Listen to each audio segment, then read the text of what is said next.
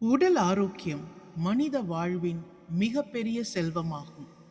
ஆரோக்கியமான உடல் இருந்தால்தான் கல்வி, வேலை, குடும்ப பொறுப்பு போன்ற அனைத்தையும் சிறப்பாக செய்ய முடியும். சத்தான உணவை அளவோடு உண்ணுதல், தினமும் உடற்பயிற்சி செய்தல், போதிய தண்ணீர் அருந்துதல், போதுமான தூக்கம் பெறுதல் ஆகியவை நல்ல உடல் நலத்திற்கு அவசியம். மேலும் மன அழுத்தத்தை குறைத்து மகிழ்ச்சியுடன் வாழ்வதும் உடல் ஆரோக்கியத்தை மேம்படுத்துகிறது. புகைப்பிடித்தல், மதுபானம் அருந்துதல் போன்ற தீய பழக்கங்களை தவிர்க்க வேண்டும். காலந்தோறும் மருத்துவ பரிசோதனை செய்து உடல் நிலையை பராமரிப்பதும் முக்கியம். நோயற்ற வாழ்வே குறைவற்ற செல்வம் என்ற பழமொழிக்கேற்ப உடல் நலத்தை பாதுகாப்பதே ஒவ்வொருவரின் முதன்மை கடமையாகும்.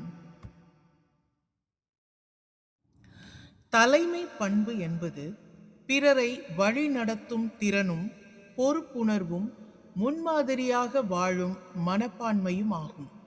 ஒரு நல்ல தலைவர் தன்னம்பிக்கை, நேர்மை, ஒழுக்கம், கருணை மற்றும் விட்டு கொடுக்கும் மனப்பான்மை ஆகியவற்றை கொண்டிருப்பார். அவர் தனக்காக மட்டும் அல்லாமல் குழுவின் நலனையும் முன்னேற்றத்தையும் கருத்தில் கொண்டு செயல்படுவார். சவால்களை துணிவுடன் எதிர்கொண்டு சரியான முடிவுகளை எடுக்கும் திறனும் தலைமை பண்பின் அடையாளமாகும்.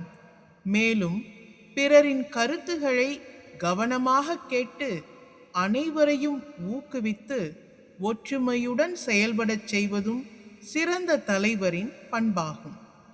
திருக்குறள் கூறுகிறது, முறை செய்து காப்பாற்றும் மன்னவன் மக்கட்கு இறையென்று வைக்கப்படும்.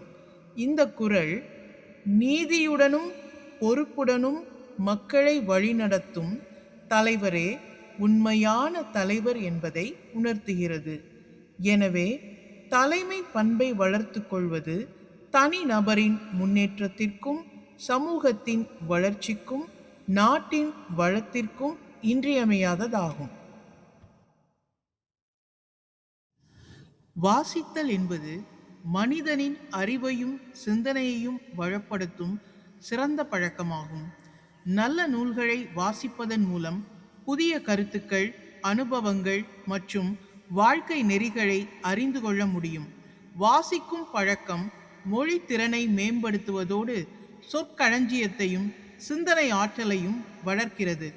மாணவர்களுக்கு கல்வியில் சிறந்து விளங்கவும் பொது அறிவை விரிவுபடுத்தவும் வாசிப்பு பெரிதும் உதவுகிறது.